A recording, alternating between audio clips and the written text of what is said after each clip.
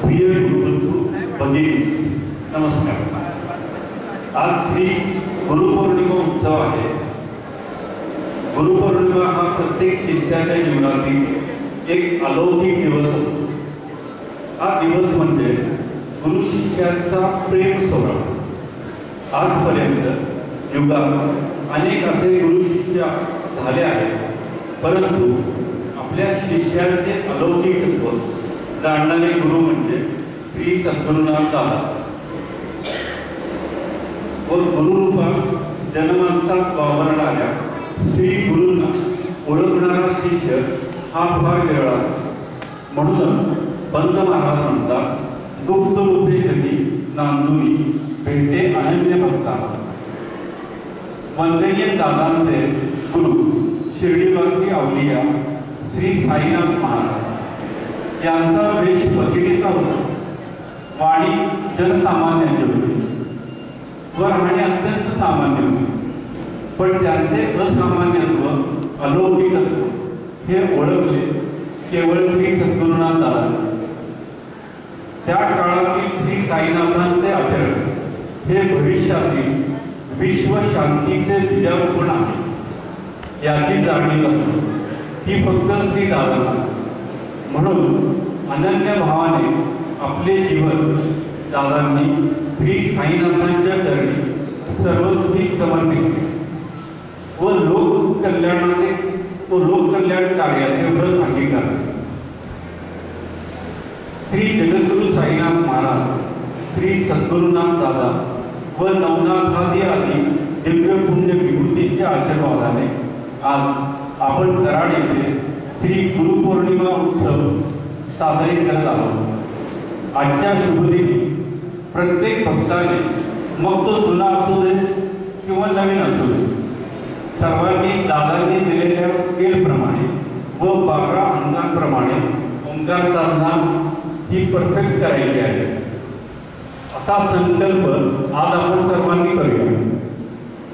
श्री जगद्गुरु साईबाबांच्या मार्गदर्शनानुसार श्री सद्गुरुनाथ दादांनी लोककल्याण व विश्वशांती ही 2 उद्दिष्टे नजरेपुढे ठेवून 2500 वर्षापूर्वीचे श्री दत्तनाथ सुफी पंथाचे तत्वज्ञान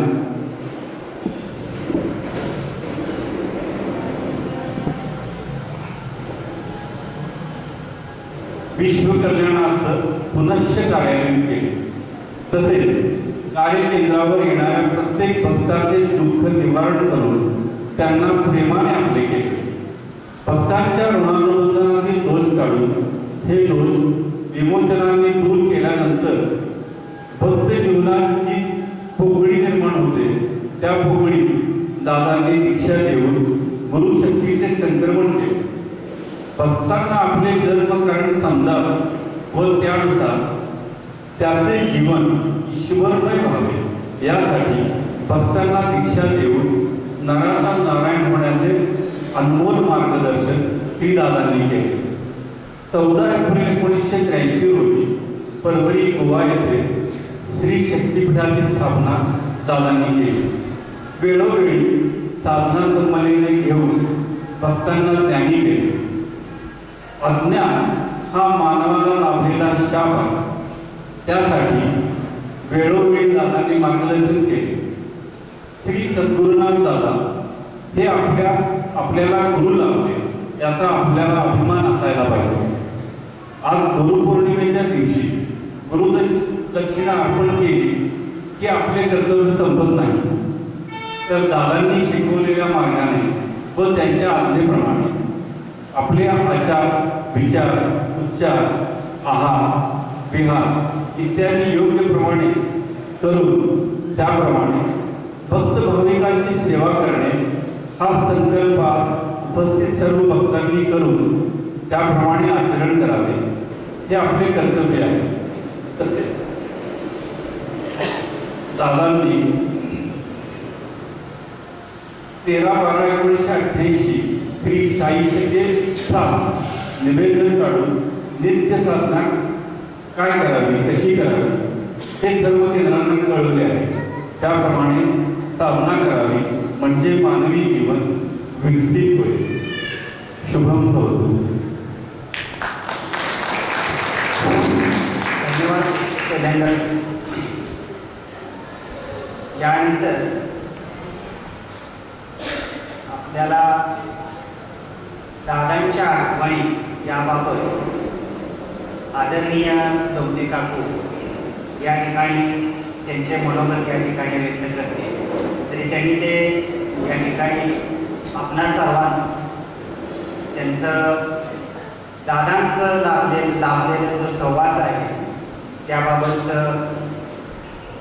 वर्णन आणि अनुभव या ठिकाणी ते सांगणार आहे.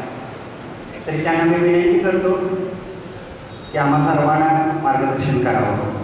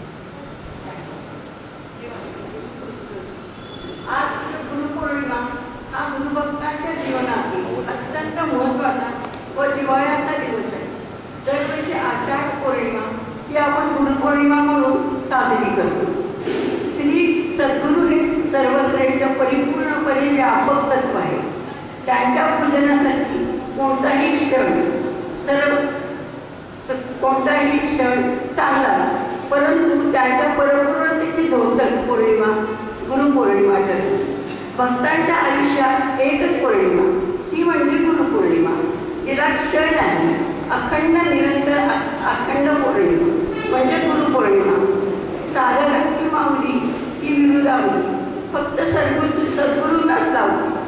सद्गुरू ही व्यक्ती नसून शक्ती आहे. ही व्यक्ती येते आणि जाते. त्यांच्यासाठी असलेले गुरु तत्व हे अखंड आणि अमर असते. श्री सद्गुरूचरणी आलेला प्रत्येक जण उद्धरून जातो. कारण श्री गुरु सद्गुरू भक्ती ही सर्व विश्वाची शक्ती आहे व सर्व कर्माचे खंडन व अभयणारा भक्त सद्गुरू आहे.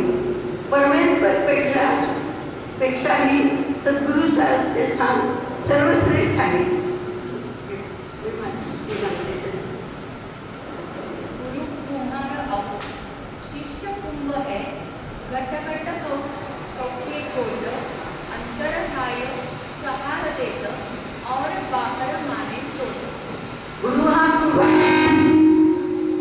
हा कुंभार आहे आणि शिष्य हा ढेर आहे. तर तो कुंभार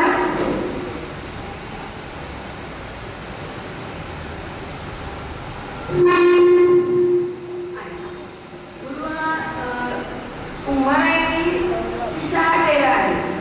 आणि ढेरा तयार हे करताना गुरु कुंभार आणि शिष्य कुंभ आहे.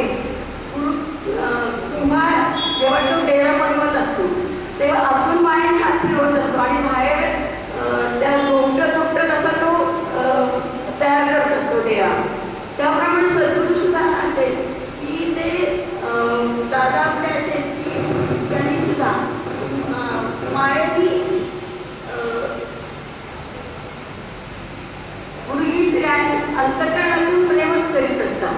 श्री गुरु वंदनीय दादांच्या बाबतीत मात्र इतर गुरूंपेक्षाही अलौकिक असेच घडलेले दिसते.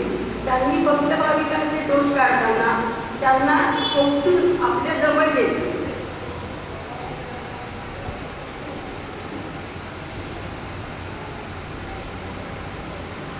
आणि विमोचनाचे प्रहार मात्र आपण स्वतः सोडते. भक्त भाविकांचे दोष काढून त्यांना उत्तम माध्यम केल्यावर सुद्धा त्यांनी श्री गुरु दादांनी प्रेमाने अधिकच जवळ केले. शक्तिपीठाची जेव्हा स्थापना झाली तेव्हा म्हणजे सगळे तिथे सगळे जमले होते. मंदिरामध्ये तिथं आत हॉलमध्ये 108 लोक होती. त्यामध्ये आपल्या कराटेदाचे 5 जण होते. त्यात हे होते मधुकाका होते, सुधीर साईग्राम होते, प्रसाद आणि प्रदीप असे 5 जण त्यावेळेस तिथं हजर होते. तर ती गुरु जेव्हा ती शक्तीच्या प्रभावी तेव्हा तिथं खूप शिष्य होते, हजारो शिष्यगण होते. काही आत होते, बाहेर होते. आणि शक्ती जेव्हा प्रभावी झाली तेव्हा सगळ्यांमध्ये ती सामावली गेली. आणि जी पूर्वीची शक्ती होती ती पूर्ण शक्तीचा जोर दादांवर आला. त्यामुळं दादांची म्हणजे अवस्था अशी झाली की दादांना 9 महिने काहीही बोलता येत नव्हतं. म्हणजे कुणाकडून त्यांना सांगता येत नव्हतं, एवढी दादांची होती. तरी दादांनी काय केलं तर ती शक्ती सगळी आपल्याकडे घेतली, पण आपल्या शिष्याला काही त्रास दिला नाही. आणि ते 9 महिने 9 दिवस जरी दादांना बोलता येत नव्हतं किंवा काही सांगता येत नव्हतं तरी देखील दादा आतल्यात नामस्मरण करून किंवा जेवढं होईल शक्य तेवढं सगळे साधना करून 9 महिने 9 दिवसांनी दादा पूर्ववत झाले. हे कशामुळे झाले तर ओंकार साधनेमुळे झाले. तर प्रत्येकाने न चुकता रोज ओंकार साधना ही केलीच पाहिजे. ते त्यांनी आपल्याला दाखवून दिलं की एवढी जरी माझं झालं तरी साधना करून मी त्यातून परत बाहेर पडलो आणि परत पूर्ववतून सगळ्यांची सेवा करायला तयार झालेला.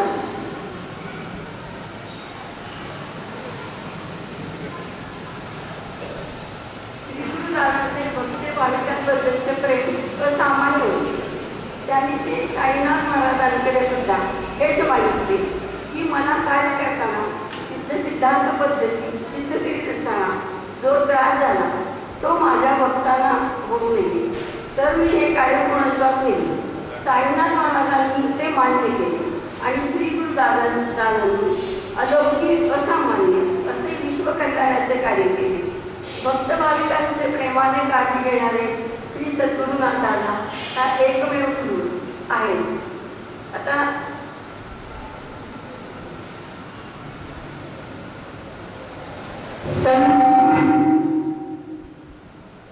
बोला बोला संत कबीराने त्यातच बोला आवाज येतो.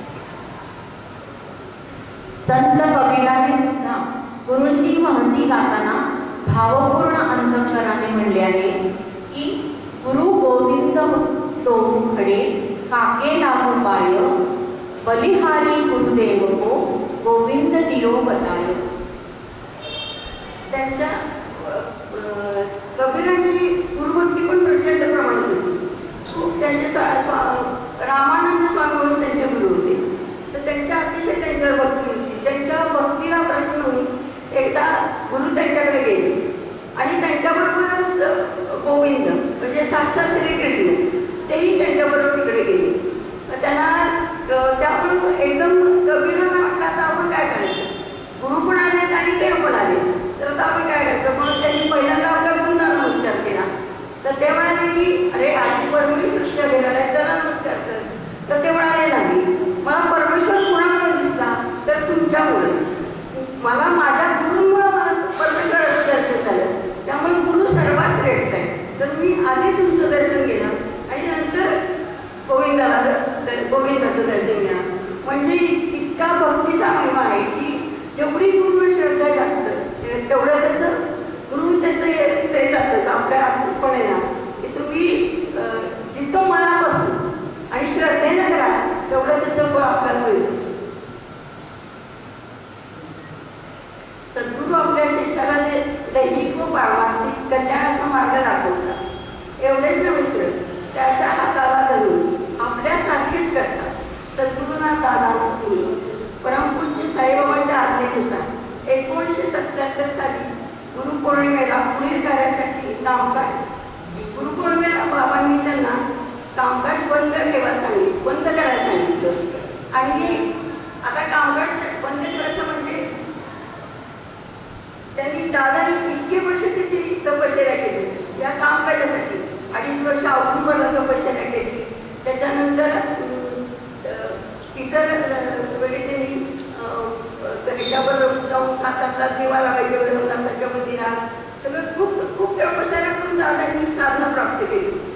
पण बाबांनी त्यांना सांगितलं 1977 साली की बाबा तुला आता पुढचं कार्य करायचं आहे, तर त्याच्यासाठी तुम्हाला हे सगळं बंद करायला लागेल आणि हे कामकाज जे चालू आहे तुम्हाला ते शिष्यगणांना द्यावं लागेल. तर म्हणजे इतकं स्वतः कष्ट घेतले, स्वतः हे केलं, पण एका क्षणाचाही विचार न करता दादांनी ते सगळं आपल्या शिष्यगणांना दिलं. आता सगळीकडे ते शिष्यगण ती पारमार्थिक शक्ती एवढी सोपी गोष्ट नाही की आपण केलेली इतकी प्रचंड मोठी तपश्चर्या एका क्षणाला दुसऱ्याला दिली. पण दादा अशी सद्गुरू होती की ते त्यांना कुठल्याही गोष्टीचा अभ्यास नव्हता, कुठल्याही गोष्टीचं हे नव्हतं.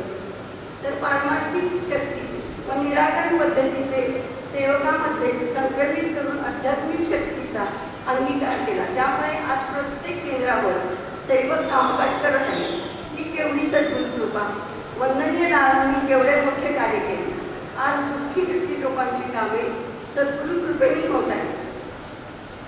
वंदनीय दादा कामकाजाच्या वेळी बाबांना सांगत माझा हा भक्तगण आहे, हा पहाटे उठतो आणि अतिशय इकडे प्रवास करून दगदग करून सगळं करून आपल्या इथपर्यंत आपल्या दरबारात येतो. तर त्याच्या ज्या काही अडीअडचणी असतील त्या तुम्ही पहिल्या खेपेतच सगळ्या त्याच्या अडचणी दूर करा. कारण त्याला परत त्याचा त्रास होतो. त्याचं कामकाज पहिल्या याच्यातच तुम्ही करा. वंदनीय दादा आपल्या भक्तांची किती काळजी घेईल हे यावरून कळेल. भक्तांना त्रास लवकर निवारण व्हावं, त्याला सुख शांती मिळावी यासाठी ती आयुष्यभर जगते. चंदनाप्रमाणे त्यांनी आपला देह चिजवला. वंदनीय दादांनी आपल्या भक्त भाविकांसाठी अखंड श्रम केले.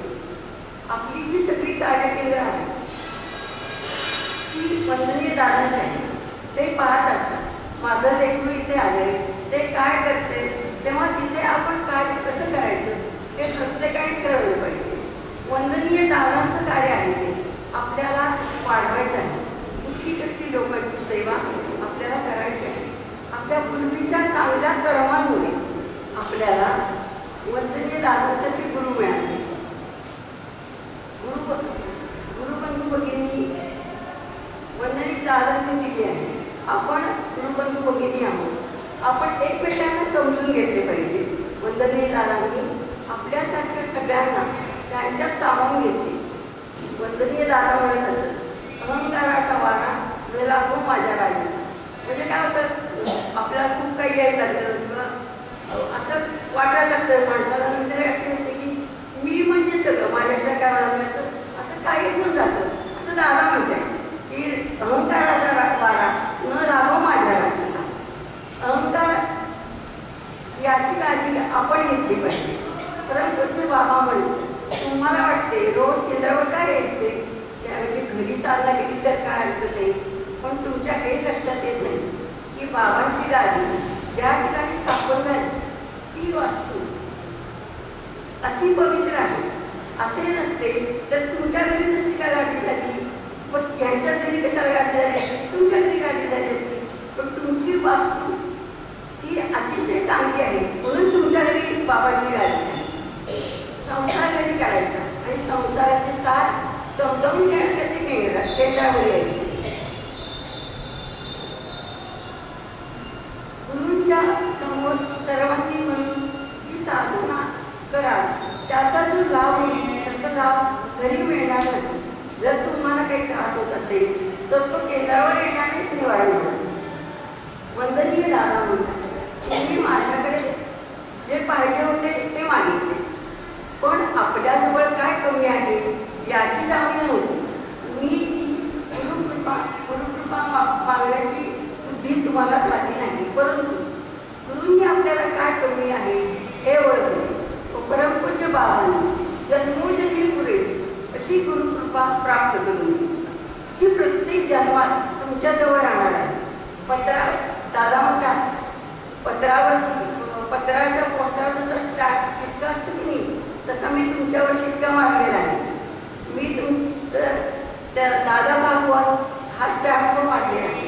आता हे तुमचं पत्र भरत्याच ठिकाणी जाणार नाही. कदाचित चुकून गेले तरी ते परत करून माझ्याकडेच येणार, त्यामुळे तुम्ही परत माझ्याकडे येणार आहात. आता एक छोटीशी आज गुरुपौर्णिमा आहे, तर मच्छिंद्रनाथ आणि गोरक्षनाथ यांची हे गुरु शिष्य, तर त्यांचं ते दोघं जण भ्रमण करत सगळीकडे फिरत असत. ते गोरक्षनाथ आणि हे, तर ते एके ठिकाणी गेले तर तिथं त्यांना मच्छिंद्रनाथांना सांगितलं गोरक्षनाथांनी की जा आपल्याला भिक्षा मागून घेऊन ये. मग गोरक्षनाथ भिक्षा मागायला निघाले. गोरक्षनाथांनी भिक्षा म्हणजे ते त्यांना पहिल्याच ठिकाणी खूप असं जेवण मिळालं. तेव्हा भरपूर असं ताटभर त्यांना जेवण दिलं. कधी म्हणजे काय आता मागायला होतं ते सगळे घेतली आणि ते आपल्या गुरुजी इथे गेले. त्यांनी ते गुरुंना अतिशय आनंद झाला. त्या दोघांनी मिळून खाल्लं. त्याच्यानंतर मच्छिंद्रनाथांना ते वडे खूप आवडले. ते गोरक्षनाथ म्हणाले, अजून थोडे वडे मिळतात का बघ जरा त्या बाईकडे जाऊन. तर ते गोरक्षनाथ परत तिकडे गेले. तर मला थोडेसे वडे देता का, तर ते म्हणजे अरे एवढं त्रास म्हणून दिलं, आता परत वडे मागायला नाहीस, मी तुला मागितले तू मला देशील का, तर मी तुला वडे देतो. गोरक्षनाथ म्हणजे तुम्ही मला काहीही मागा मी तुम्हाला देतो. ते म्हणाले मला तुझा डोळा काढून. गोरक्षनाथांनी त्या क्षणात आपला डोळा काढला आणि ते बोलतात त्या बाई घाबरल्या. म्हणजे त्यांना काही कल्पना होती की डायरेक्टली डोळा काढतो आपल्या हातात ठेवतो. त्या एकदम वागून गेल्या. त्या बरोबर आत गेल्या. त्यांनी वडे आणले, गोरक्षनाथांना दिले आणि गोरक्षनाथांनी आपल्या गुरूंना नेऊन दिले. पण असं बघून मच्छिंद्रनाथ म्हणाले की बाबा तुला काय होतंय, काय झाले ते सांगितल्याशिवाय मी यातलं काही खाणार नाही. तर त्यांनी सांगितलं की असं असं झालं. मच्छिंद्रनाथांनी डोळा बसवला. पण केवढी किती श्रद्धा गुरुवर आणि किती भक्ती की गुरु म्हणते ते करायचंच. त्याच्यासाठी आपल्याला काहीही करायला लागतं म्हणजे आपण करायचं. आता आपल्या दादा ते जसे रामकृष्ण परमहंस आणि स्वामी विवेकानंद, पंत महाराज आणि रामानंद, गुरु रामानंद हे शिष्य जसे होते तसे आपले दीपदादा आणि दादा. तर आपण आता दीपदादांबद्दल बोलणार. वंदनीय दादांकडे दीपदादांचे आई वडील कामकाजासाठी जातात. दीपदादा मॅट्रिक झाल्यावर त्यांना मिलिटरीत घालायचं होतं म्हणून तर ते म्हणाले की आपण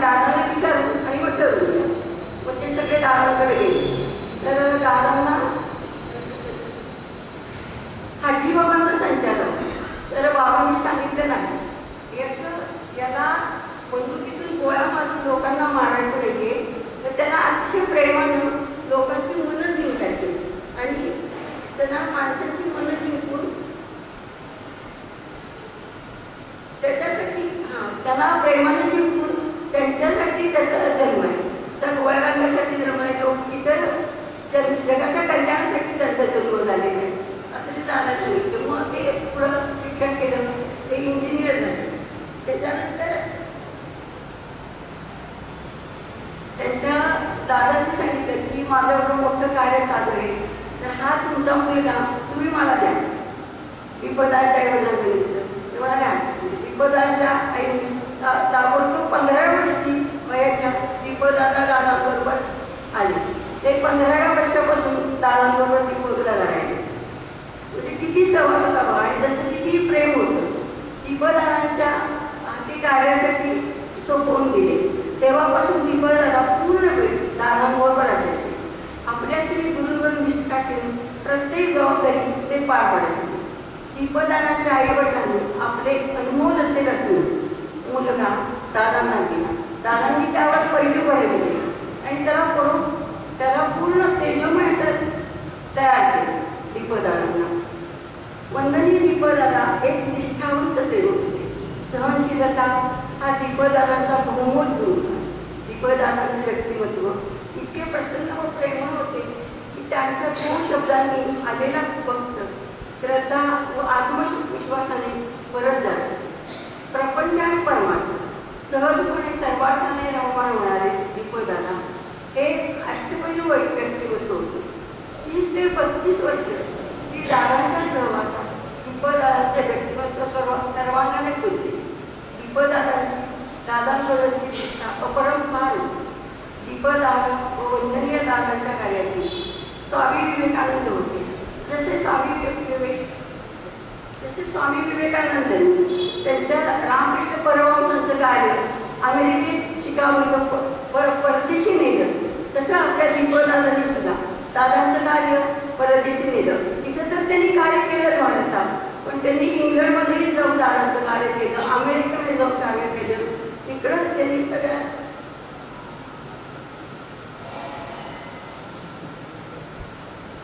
तिथं ते भक्त भाविका ते रमले. इंग्लंडमध्ये अमेरिकेमध्ये दादांच्या तत्वज्ञानाचा व ओंकार साधनेचा प्रचार त्यांनी केला.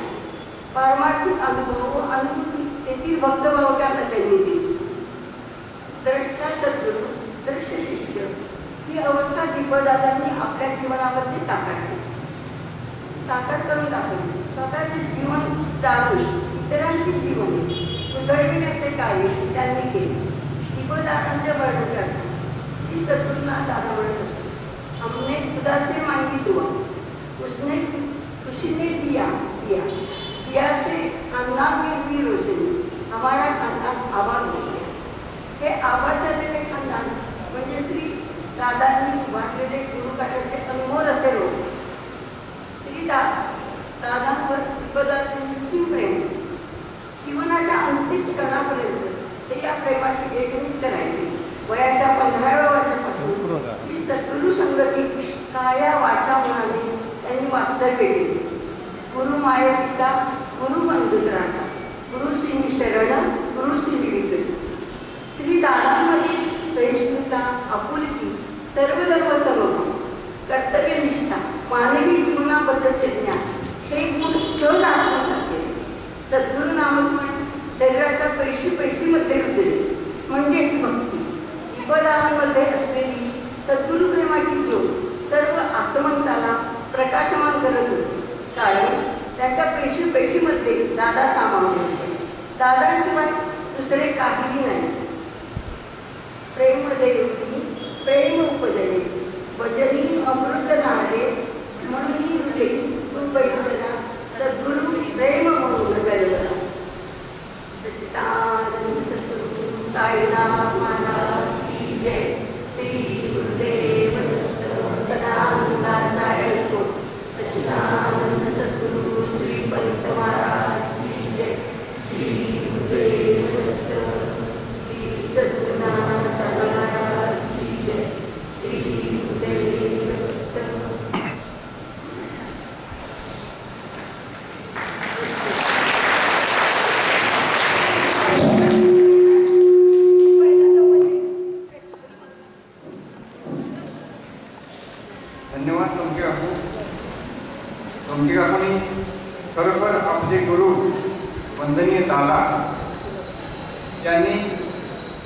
हा मार्ग स्थापन करताना किती अडचणीतून मार्ग काढायचा आपल्याला अनुभव आता या दोन मार्गामध्ये समाविष्ट करून घेतलं. खरं तर आपण सर्वजण हा वंदनी दानाचे जितके आभार मानून तितके पुढेच आहेत. त्याचबरोबर त्यांचे जे शिष्य जे दीपक दादाचे होते त्यांचे आणि आपल्या सद्गुरूंचे म्हणजे वंदनी दादांचे जे संबंध होते या संदर्भी सांगितलं. धन्यवाद काकू.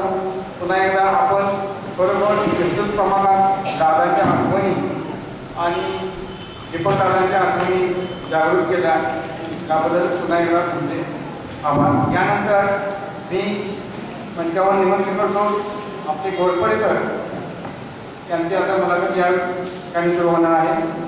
मी सरांना विनंती करतो त्यांनी आता सुरू करा.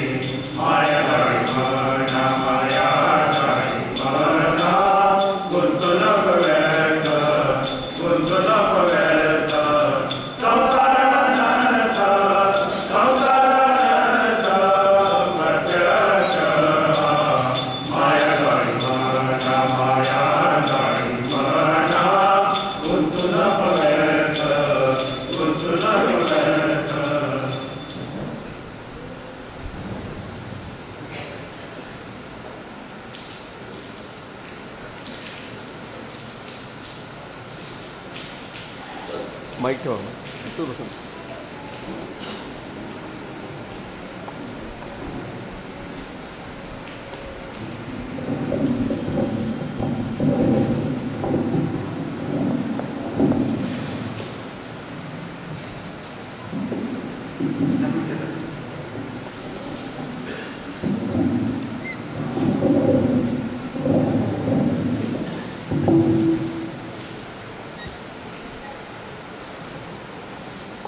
परमपूज्य श्री जगद्गुरु साईनाथ महाराज, श्री सद्गुरुनाथ दादा महाराज, सर्व दिव्य पुण्य विभूती आणि या ठिकाणी सर्व उपस्थित गुरुबंधू आणि भगिनी, सर्वांना विनम्र अभिवादन. आज आपण गुरुपौर्णिमेच्या उत्सवानिमित्त एकत्र आलो आहोत. सांगलीच्या सेमिनारमध्ये आपण आरती साधना, मुलाखत साधना, ओंकार साधना आणि कामकाज साधना यामध्ये आरती साधनाबद्दल थोडंसं मी बोलतो. यामध्ये या आरती साधनेचा जो मूळ उगम आहे तो श्री पंथांच्या पासून आहे. आणि तसं पाहिलं तर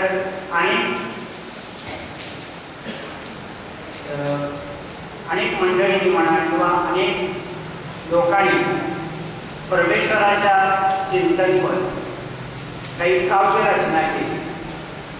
आणि ही जी काव्य रचना होती याच्यामध्ये त्या काव्याच्या माध्यमातून त्या कवीचं विचार प्रकट होतात, परंतु त्या काव्याची गोडी किंवा त्या काव्याचा अनुभव हा परिपूर्ण मिळत नाही. कारण की त्या काव्यामध्ये भावभावना त्या साकार झालेल्या आहेत. पंथांनी जी काही पदं लिहिली त्या पंथांच्या काव्यामध्ये प्रपंच आणि परमेश्वर हे असे दोन भिन्न विषय होते. साधक प्रपंच करत असताना परमार्थ कसा करावा किंवा परमार्थाची गोडी कशी लागावी याचा एक अपूर्व संगम त्यांच्या काव्यामध्ये दिसून येतो. कारण की पंथांनी जे काही काव्य लिहिलं त्या काव्यामध्ये परमेश्वर हा एक विषय होता.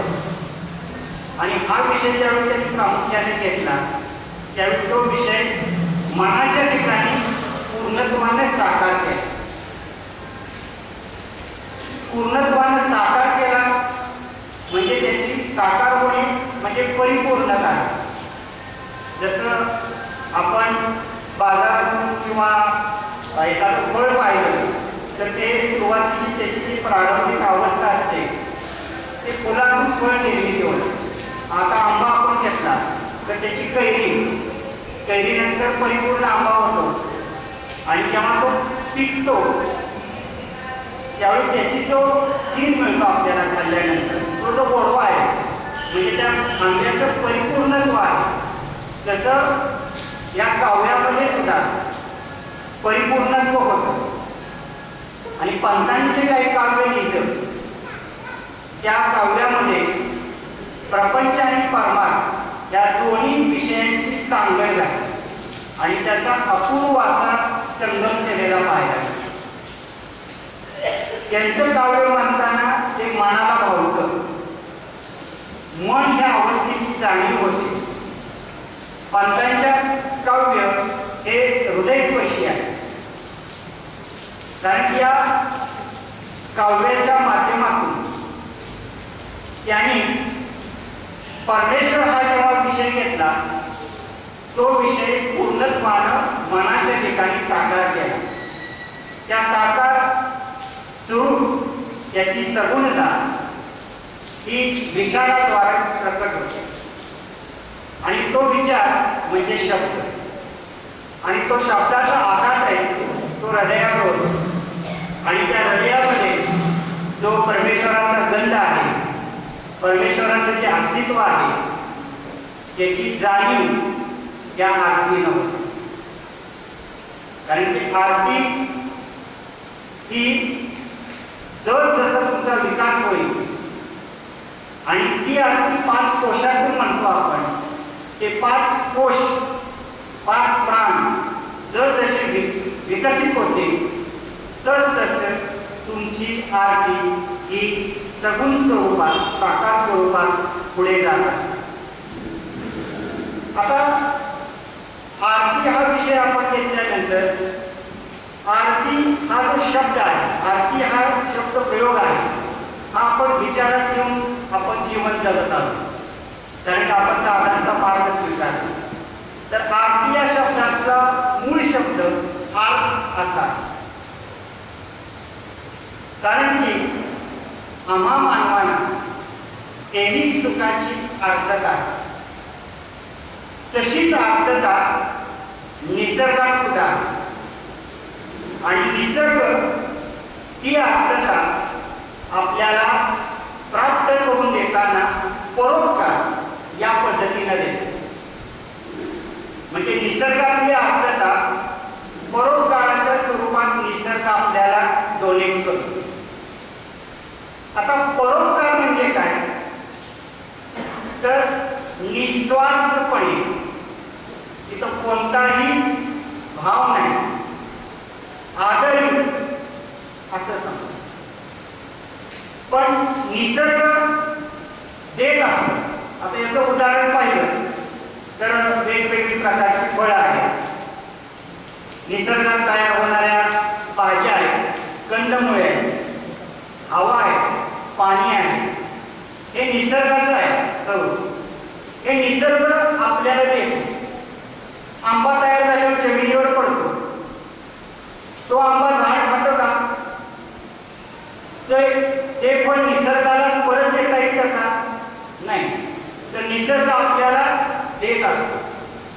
निसर्ग आपल्याकडून काही घेत नाही. परंतु आजची जी निसर्गाची अवस्था बदललेली आहे ही मनुष्यामुळे बदलली. कारण की जून ते सप्टेंबर पावसाचा कालावधी असतो, परंतु पाऊस हा जुलैला चालू होतोय आणि नोव्हेंबर डिसेंबर पर्यंत चालतो. म्हणजे ऋतुमान किंवा निसर्गाचं स्वरूप सुद्धा बदलायला आहे, त्याला मानव काढली होता.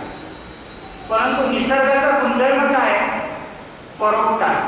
निसर्ग देत असतो, निसर्ग स्वतः कधी घेत नाही.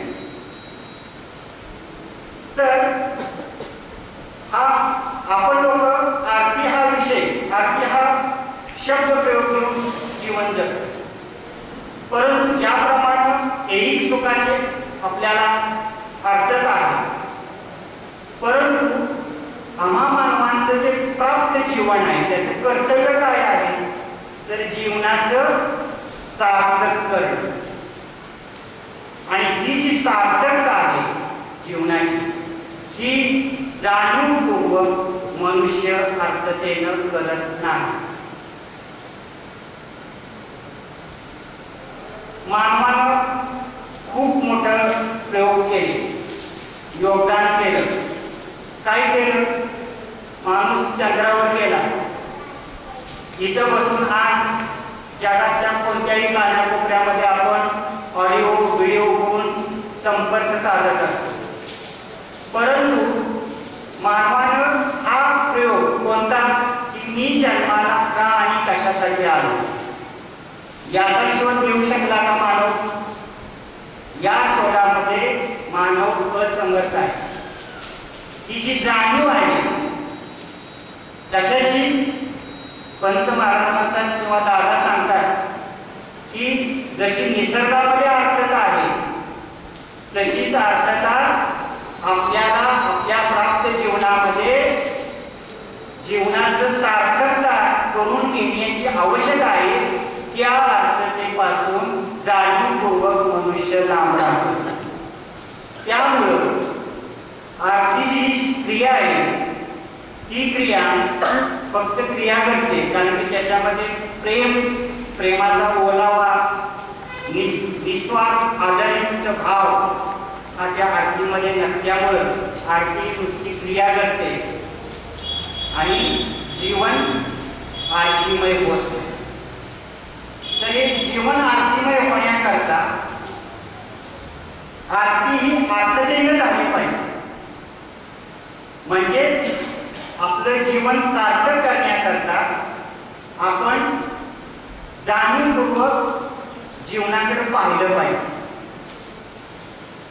जेव्हा तुम्हाला जीवनाच्या सार्थकतेची जाणीव होईल त्यावेळी काय वाटेल माहिती आहे? हे जीवन अल्पच आहे, थोडंच आहे, क्षणभंगुर करून जाईल नकळत. कारण ज्या क्षणाला साधकाला भक्ताला जीवनाची म्हणजे प्राप्त जीवन का आणि कशासाठी आपल्याला मिळालेलं आहे याचं काय कर्तव्य आहे याची जाणीव ज्या क्षणाला होईल त्या क्षणाला आपल्याला जीवन छोटंसं वाटेल, अल्पसं वाटेल. आणि तो जो साधक आहे, भक्त आहे, तो आपल्या जीवनाकडे गुरु आज्ञेनं तो कार्य तिकडे होईल. म्हणजेच काय होईल? त्यासाठी एक पंथांचं पद आहे, शुद्ध गगन काठी चंद्र सूर्य डोळे. आता पंथ म्हणजे आपण नव्हे, हे आसमान, ही पृथ्वी म्हणजे तब, चंद्र आणि सूर्य म्हणजे ह्या दोन ज्योती आहेत. तसं आम्हा मानवांचं प्राप्त जीवन म्हणजे जीवन म्हणजे कोणता कालावधी विचारात घेतला पाहिजे? जन्मापासून मृत्यूपर्यंतचं अंतर म्हणजे जीवन. हे जीवन म्हणजे आपला देह म्हणजेच तबक. आणि या तबकामध्ये दोन ज्योती, एक गुरुकृपा आणि दुसरी गुरुकार्य. अशी ही निरंजन अवस्था प्राप्त करून आम्हा मानवांच्या जीवनामध्ये प्रकाशमान करण्याचं कार्य जगद्गुरु दादांनी केलं, साईनाथांनी केलं. ते कार्य सेवकांनी पुढे करायचं. शैलेंद्र मगाशी म्हटला की प्रत्येक सेवकानं काळजीपूर्वक जाणीवपूर्वक कार्य केलं पाहिजे. म्हणजे काय कार्य केलं पाहिजे? हे कार्य करण्याकरता जेव्हा दादा या सेवकांच्या पाठीशी उभे होते त्यावेळी ते म्हणते की मी आज तुमच्या पाठीशी आहे, उद्या भविष्यात तुम्ही माझ्या पाठीशी यायचे. म्हणजे जसं दादांनी सेवकांच्या जीवन प्रकाशमान केलं